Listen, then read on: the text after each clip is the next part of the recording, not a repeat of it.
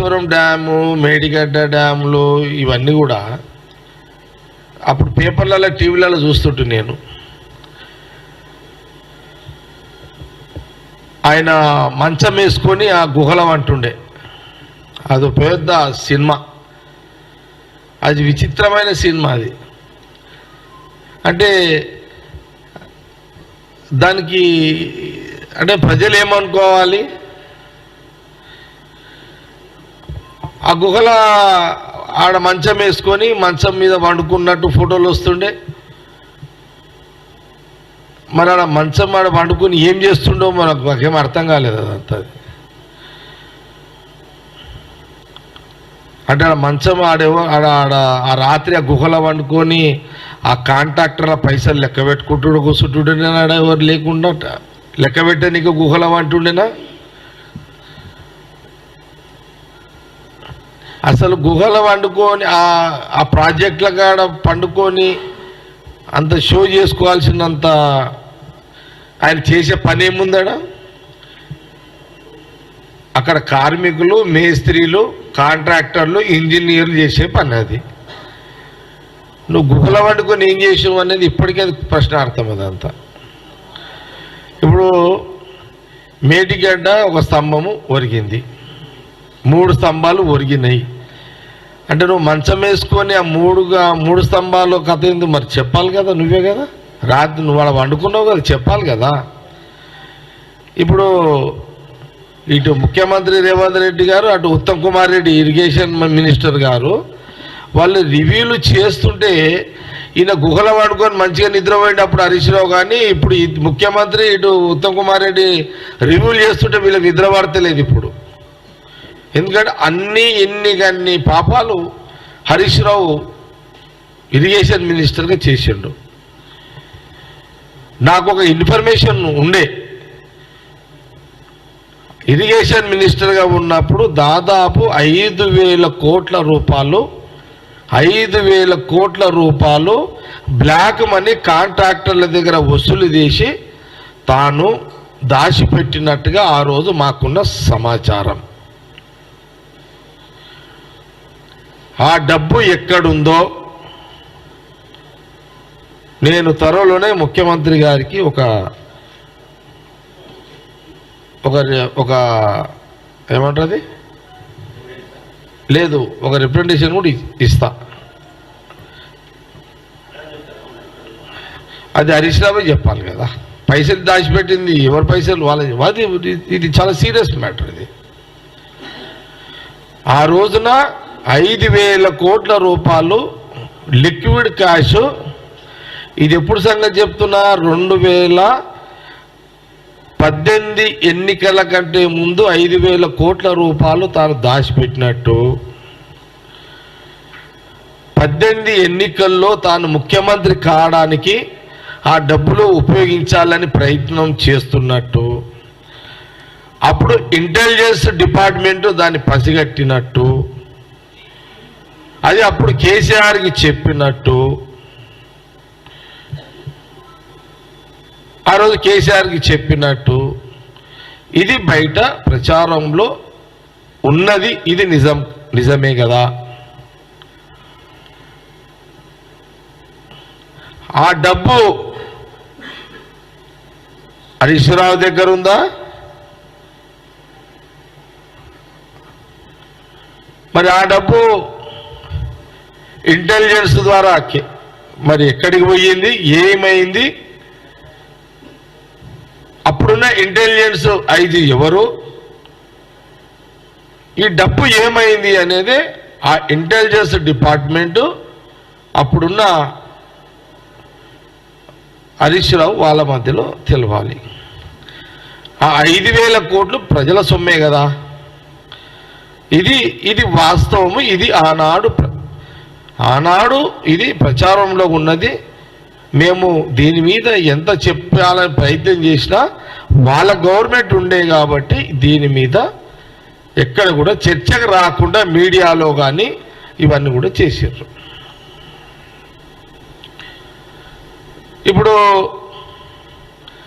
నిన్న ముఖ్యమంత్రి రేవంత్ రెడ్డి గారు, ఉత్తమ్ కుమార్ రెడ్డి గారు అసలు ఈ యొక్క ఇరిగేషన్ ప్రాజెక్టు మీద సంబంధించిన అంటే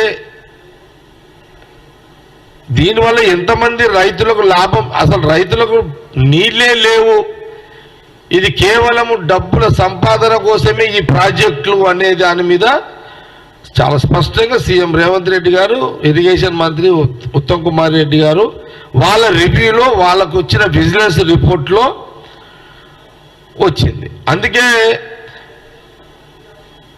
ముఖ్యమంత్రి గారు అండ్ ఉత్తమ్ కుమార్ రెడ్డి గారు ఇమ్మీడియట్గా ఒక ఏఎన్సీని సస్పెండ్ చేయడము, ఒక ఏఎన్సీని రిజైన్ చేయడం, రెండు కూడా జరిగిపోయింది. ఇది ఒక చరిత్ర. బహుశా ఇంకొకరో ఇద్దరు ఏఎన్సీలు ఉన్నారు నాకున్న సమాచారం ప్రకారము. ఈ ఈఎన్సీల దగ్గర కూడా విచ్చలవిడిగా బ్లాక్ మనీ ఉన్నది. ఇంకా ఒకరో ఇద్దరు ఎవరో ఇంకొక ఆయన ఉన్నాడు, పేరు ఏదో ఉన్నది నాకు,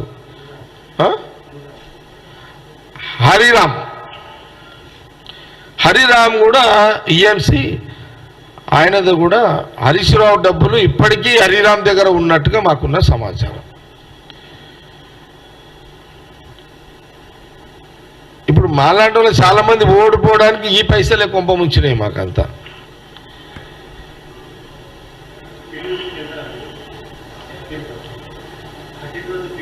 చెప్తాను అంటే నేను as a Congress party working ప్రెసిడెంట్గా గతంలో నాకున్న ఇన్ఫర్మేషను, ఇప్పుడు మా పార్టీ గవర్నమెంట్ ఉంది, ఇప్పుడు already CM and irrigation minister రివ్యూలు చేస్తున్నారు కాబట్టి కొంత మా పార్టీ యొక్క స్టాండ్ మొదటి నుంచి కూడా ఇవన్నిటికి వ్యతిరేకంగా మొదటి నుంచి కొట్లాడుతున్నది. కానీ అప్పుడున్న వాళ్ళ గవర్నమెంట్, వాళ్ళ పోలీసు వ్యవస్థ మమ్మల్ని ననగదొక్కడము, మమ్మల్ని బయటికి రాకుండా నిర్బంధించడము, పోలీసులు గాంధీ భవన్ నుంచి బయటికి ఎవరు రాకుండా, ఇళ్లకి ఎవరు బయటికి రాకుండా హౌస్ అరెస్టులు చేయడము, ఈ వ్యవస్థ అంతా జరిగింది కదా. కాబట్టి ఇప్పుడు ఈ యొక్క ఇది జరుగుతున్న విషయం అన్నమాట.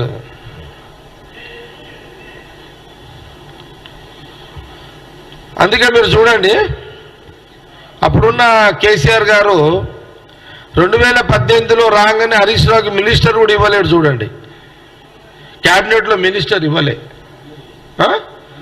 1 ఇయర్ ఇవ్వలే, 1 ఇయర్ ఇవ్వాలి, 1 సంవత్సరం దాకా ఇవ్వలేడు.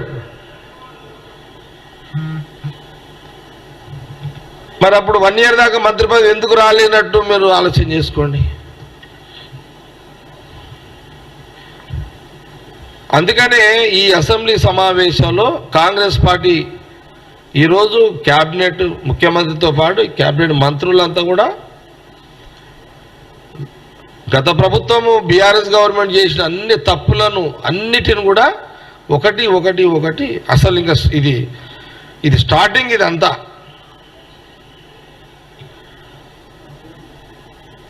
కాబట్టి వేల కోట్ల రూపాయలు గాయమైపోయినాయి. మార్కెట్లో పైసనే లేదు, అసలు మార్కెట్లో డబ్బులు లేవు. లేవు. హరీష్ రావు 5,000 కోట్లు, కవిత ఎంత చేసిందో తెలియదు, ఆ సంత ఎంత చేసిందో తెలియదు, సంతోష్ ఎంత చేసిండో తెలియదు. కాబట్టి అసలు మార్కెట్లో మేము పైసల్ని అమ్మాయినా ఖర్చుల పైసలు దొరుకుతలేవు మార్కెట్లో. పైసలంతా ఇలా ఫ్యామిలీ దగ్గరనే ఉన్నది మొత్తం. ఇదే విచిత్రంగా ఉన్నది తెలంగాణలో, నిజము. అసలు మనం రియల్ ఎస్టేట్ చేసి 4 రూపాయలు చూద్దాం రా అంటే మన పైసలు దొరుకుతలేవు. వీళ్ళు కుప్పలు సంచులల్లో, గోనె సంచులల్లో ఆడబెట్టేసారు, ఏ గుహలో పెట్టారు. ఎంత విచిత్రమైన 9 ఏళ్ల పరిపాలన.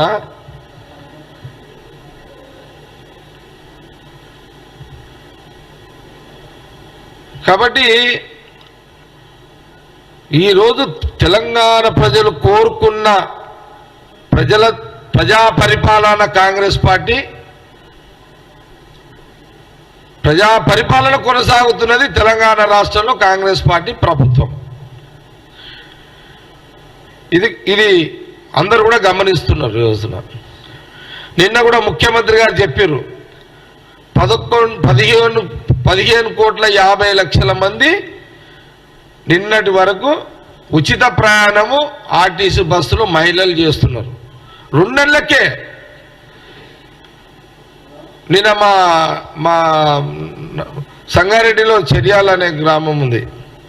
మా ఎక్స్ఎంపీ అంజనేయులు అంటున్నాడు, అన్నా మా ఊర్లో ఒక 50 మంది మహిళలు సమ్మక్క సారక జాతర, ఎట్లా బస్సు ఫ్రీ ఉంది కదా, సమ్మక్క సారక జాతర పోదాము అని అనుకుంటున్నారన్న మా ఊర్లో ఆడవాళ్ళందరూ అని.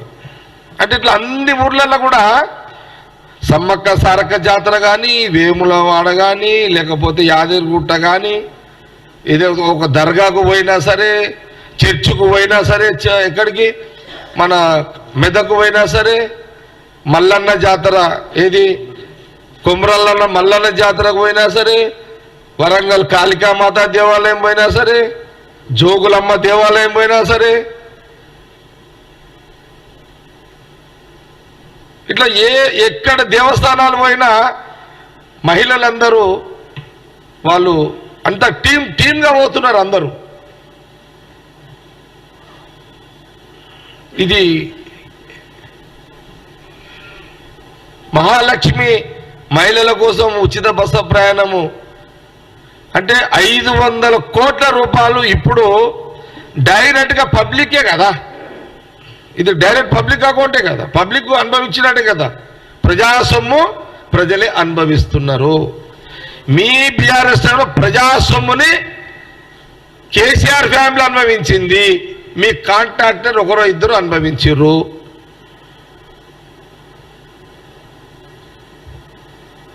కాంగ్రెస్ ప్రభుత్వము వచ్చే ప్రతి డబ్బు డైరెక్ట్గా ప్రజలు అనుభవిస్తున్నారు. 9 ఏళ్ల బీఆర్ఎస్ గవర్నమెంట్లో వచ్చిన ప్రతి డబ్బు కేసీఆర్ ఫ్యామిలీ అనుభవించింది. ఇది నిజమే కదా.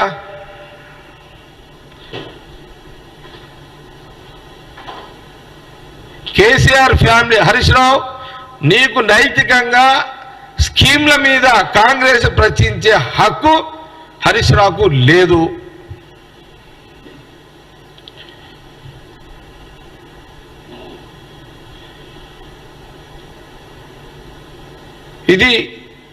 ఇది మీడియా ద్వారా తెలంగాణ యావత్ సమాజానికి విషయాలు తెలపాలి కాబట్టి మీరు అందరూ కూడా అసెంబ్లీ చూస్తున్నారు. తెలంగాణ ప్రజలు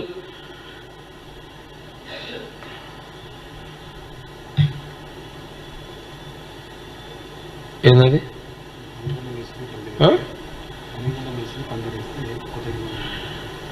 ఉండండి విన్నారా? ముఖ్యమంత్రి రేవంత్ రెడ్డి గారు మా మినిస్టర్స్ అంత చక్కగా పనిచేస్తుంటే కొందరు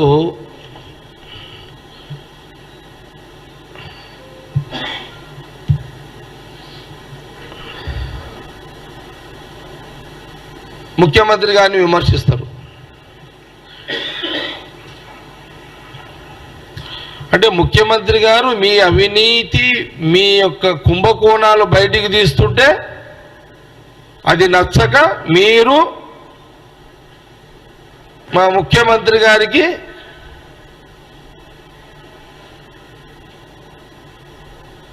అంటే మిమ్మల్ని నిలదీస్తే మా ముఖ్యమంత్రి కాంగ్రెస్ పార్టీ ముఖ్యమంత్రిని మీరు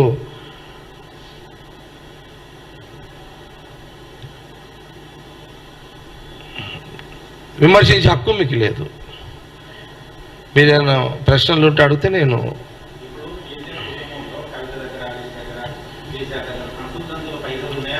అవును. ఇది ఆరోపణలు కాదు, వాస్తవాలు. నేనేమంటున్నానంటే ఐటీ దాడులు కేసీఆర్ వాళ్ళ దగ్గరనే ఉన్నాయి కదా. బీజేపీకి బీఆర్ఎస్కి సంబంధం ఉంటుంది. ఐటీ దాడులు, ఈడీ దాడులు ఏదన్నా ఉంటే ఆల్రెడీ వాళ్ళకి అండర్స్టాండింగ్ ఉంది బీజేపీకి అండ్ కేసీఆర్కి. కాంగ్రెస్ ముఖ్యమంత్రి రేవంత్ రెడ్డి గారు ఇన్కమ్ ట్యాక్స్కు ఇంకెవరికో లెటర్ రాస్తే అవుతుందని అయితే నాకు అయితే నమ్మకం లేదు.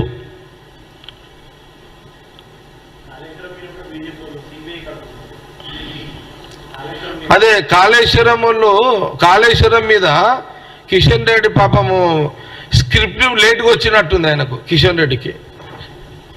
ఆయన కూడా కిషన్ రెడ్డి గారు స్క్రిప్టే పాపం, ఆయన కూడా ఆయనకు స్క్రిప్ట్ ఇప్పుడు పంపించినట్టున్నారు. బీఆర్ఎస్ కేసీఆర్ గారు ముఖ్యమంత్రి ఉన్నాడు, స్క్రిప్ట్ రాలే. ఇప్పుడు ఈ ప్రశ్న సిబిఐ అని కిషన్ రెడ్డి ఇప్పుడు స్క్రిప్ట్ చదివిండు కదా, ఏది కాంగ్రెస్ గవర్నమెంట్ ముఖ్యమంత్రిని రేవంత్ రెడ్డి అడుగుతుండు కదా, ఈ స్క్రిప్ట్ కేసీఆర్ ముఖ్యమంత్రి ఉన్నప్పుడు వాళ్ళు పంపేతుండే ఢిల్లీలో, అది లేటుగా వచ్చినట్టుంది. మేము కాంగ్రెస్ ముఖ్యమంత్రి రేవంత్ రెడ్డి అయినాక బహుశా మోడీ గారు అమిత్ షా గారు ఇప్పుడు పంపించిన స్క్రిప్ట్ ఇప్పుడు చదువుతున్నాడు ఆయన. దానికి వాల్యూ లేదు, ఎవరికి కిషన్ రెడ్డి స్క్రిప్ట్కి వాల్యూ లేదు. అప్పుడు అడగాలి, ఎవరు కేసీఆర్ ముఖ్యమంత్రి ఉన్నప్పుడు అడిగేది ఉండేది. ఇక అంతే సాలుగా, ఇంతకంటే పెద్ద జవాబు ఏం కావాలి ఆయనకు కిషన్ రెడ్డికి? ఇంకా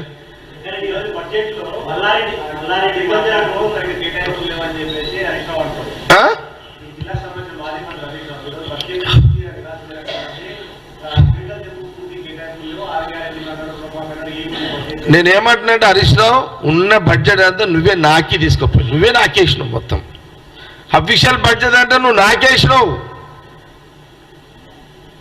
దాని మాడు కూడా లేదు ఇక అమ్మ దాని మీద. అరే నేనేమంటున్నాంటే హరీష్ రావు అన్ని దొంగ మాటలే, అన్ని లప్పుడు మాటలే మొత్తం. మరి కేసీఆర్ మాట్లాడినప్పుడు, వ్యంగ్యంగా మాట్లాడినప్పుడు, అంటే కేసీఆర్ కాంగ్రెస్ వాళ్ళని సన్నాసులు దద్దమ్మలు అన్నప్పుడు ఎవరు కేసీఆర్?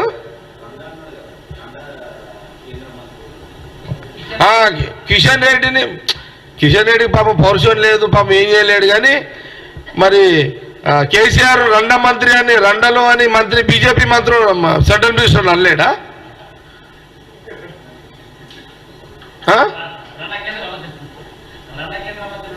రండ కేంద్ర మంత్రి ఉన్నాడు అని కేసీఆర్ డైరెక్ట్ గా అన్నాడు. అప్పుడేం నీ బుద్ధి ఏమైంది హరీష్? నీ బుద్ధి మోకాలలో ఉందా? అప్పుడేమన్నా నీ బుద్ధి అరికాలలో ఉందా అని హరీష్ రావుని అడుగుతున్నా. హరీష్ రావు, నీ మెదడు అరికాలలో ఉందా? నీ మామేమన్నాడు? సరే, కిషన్ రెడ్డికి పౌరుషం లేదు, ఊకున్నాడు. మరి రేవంత్ రెడ్డి పౌరుషం ఉన్నది, ఊకోడు. మరి రేవంత్ రెడ్డి పౌరుషం ఉంది, పిసికేస్తున్నాడు. కిషన్ రెడ్డి పౌరుషం లేదు, ఊకుంటున్నాడు. ఇది వాస్తవమే కదా.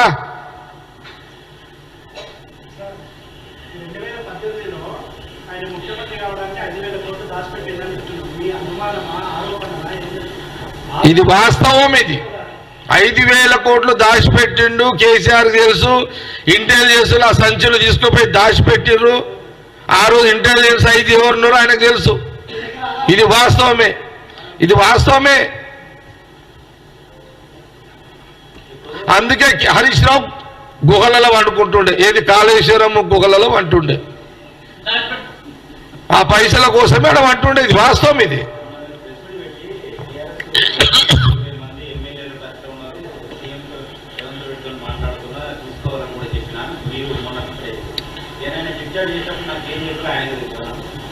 కావచ్చు, రేవంత్ రెడ్డి గారు చెప్పిందే కరెక్ట్ అనుకోండి. ఆయన అన్నది కరెక్టే, రేవంత్ రెడ్డి గారు 20 మంది లేపుతా అన్నది నేనన్నది కరెక్టే. నేనేమో పార్టీ అయినా ప్రభుత్వం, ఆయన అన్నది కరెక్టే, నేనన్నది నాది కరెక్ట్. నేను పార్టీ, ఆయన government. As a working president, నేను ఒక వర్కింగ్ ప్రెసిడెంట్ తర్వాత వర్కింగ్ ప్రెసిడెంట్. అది ఇది కాంట్రవర్సీ ఏం లేదు ఇక్కడ, కరెక్ట్. అది కూడా కలవద్దు, కలిస్తే ఎట్లా అప్పుడే. మరి టైం డిసైడ్, మీకు టైం వచ్చినట్టు తెలుస్తుంది.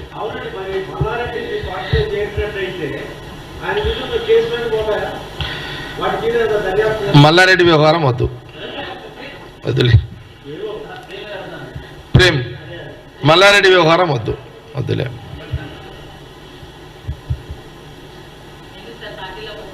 లేదు వద్దుగా, నో కామెంట్స్.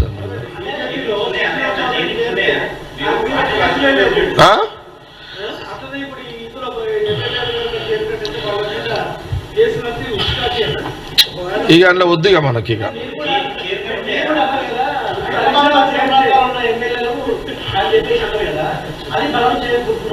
ఆ రోజు వస్తుందేమో అని అన్నా, 20 మంది ఎమ్మెల్యేలు కాంగ్రెస్లోకి వచ్చే రోజు వస్తుందేమో అని అన్నా. అది నా లైన్, అది ఊహించిన చిత్రం, అది ఊహించిన చిత్రం. అది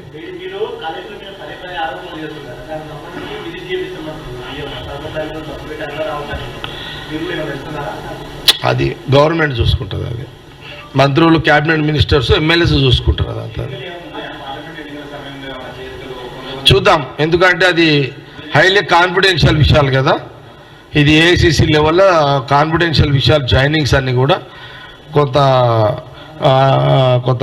నేను కొన్ని విషయాలలో మాట్లాడకుండా ఉంటేనే చాలా మంచిది.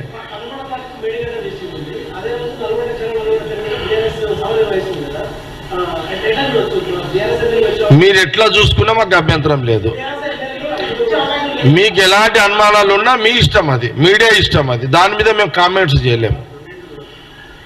మీరు ఎట్లనో ఊహించుకోవచ్చు, మీడియా యువర్ రైట్స్, మీరు ఎట్లనో ఉపయోగించుకోవచ్చు, మీరు ఎట్లనో ఊహించుకోవచ్చు.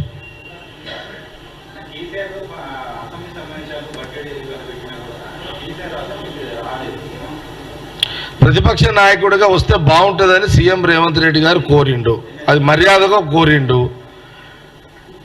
రేవంత్ రెడ్డి గారు ముఖ్యమంత్రి మర్యాదలు పాటించిండు, కేసీఆర్ గారు ఆహ్వానాన్ని మన్నించకుండా మర్యాదలు పాటిస్తలేడు. ప్రతిపక్ష నాయకుడిగా అసెంబ్లీలో వచ్చి కూర్చుంటే ఆయనకే మర్యాద ఉంటుంది. అంటే అధికారం ఇస్తేనే అసెంబ్లీకి వస్తే, అధికారం ఇవ్వకపోతే అసెంబ్లీకి రాను అనేది అది తప్పుడు సంకేతాలు ఆయనకే పోతాయి.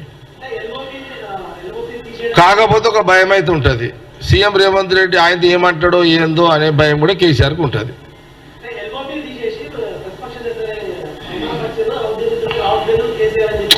ఇక అపోజిషన్ తప్పించుకునే ముచ్చట్లు అవన్నీ వేస్ట్ ముచ్చట్లు. అవన్నీ నీకు ప్రజలు అపోజిషన్ పార్టీ పాత్ర ఇచ్చారు, నువ్వు అది కూడా పాటించు. అంటే నేను పవర్ ఇస్తే ఆడనే ఉంటా, పవర్ ఇవ్వకపోతే పూర్ణ అంటే కాదు కదా.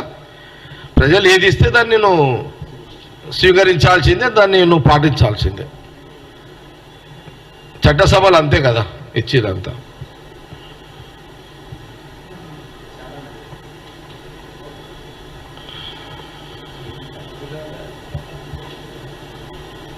ఆ సుమన్ ఏమో అన్నాడంటే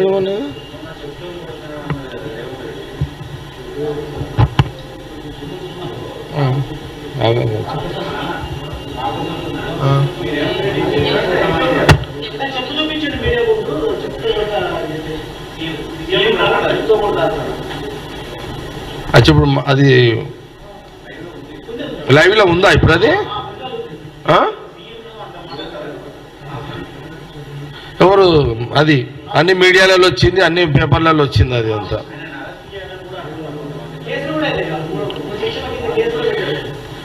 కేసులు పెడితే ఏమవుతుంది సుమన్ మీద?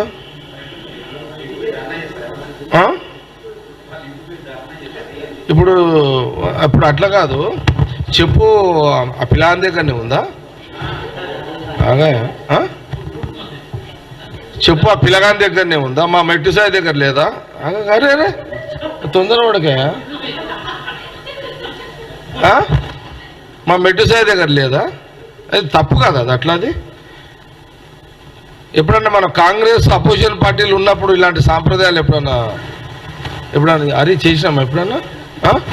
మనం ఎప్పుడైనా 9 ఏళ్ళు ముఖ్యమంత్రి కేసీఆర్ ఉన్నాడు కదా, మనం రాజకీయ విమర్శలు సహజంగా ఉంటాయి. మీరు అంటారు, మేము అంటాము. ప్రజల అల్టిమేట్ వాళ్ళు డిసైడ్ చేసుకుంటారు, ఎవరు కరెక్టు ఎవరు రాంగు డిసైడ్ చేసుకుంటారు. ఈసారి కాంగ్రెస్ వాళ్ళే కరెక్టు అని మానే గెలిపించారు కదా. సుమన్, నువ్వు ఎందుకు అంత అతి ఉత్సాహం? నీకేం అవసరం వచ్చిందని? రేవంత్ రెడ్డి మీద నువ్వు ఆ చెప్పు చూపేటాలంత పెద్ద అంత అంత పెద్ద చిన్న బచ్చ, నువ్వెంత చిన్నోనివి కదా, నీ కెపాసిటీ ఎంత సుమన్, నీ కెపాసిటీ ఎంత నీది, నీ కెపాసిటీ ఎంత? నేను అంతకుముందు కూడా ఒకసారి చెప్పిన, నువ్వు తెలంగాణ ఉద్యమం టైంలో యూనివర్సిటీలో కొంతమంది ఆత్మ బలిదానం చేసుకుంటే కొంతమందిని నువ్వే చంపి వాళ్ళ చేతిలో చిట్టీలు పెట్టి కేసీఆర్ దగ్గర మన్ననం పొంది ఎమ్మెల్యే టికెట్ తీసుకొని ఎంపీ టికెట్ తీసుకొని నువ్వు లీడర్ అయినవు అని నేను గతంలో ఒకసారి చెప్పిన. నేను సుమన్కి, సుమన్ నువ్వు అట్లా తొందరపడగా బాబు పిల్లగాని, నువ్వు నీకు రాజకీయాలలో ఓర్మాలు కూడా తెలివయి ఏదో గఫలత్తుల ఆ తెలంగాణ మూవ్మెంట్లో కేసీఆర్ ఏదో చెప్పింది నువ్వు చేసినావు కాబట్టి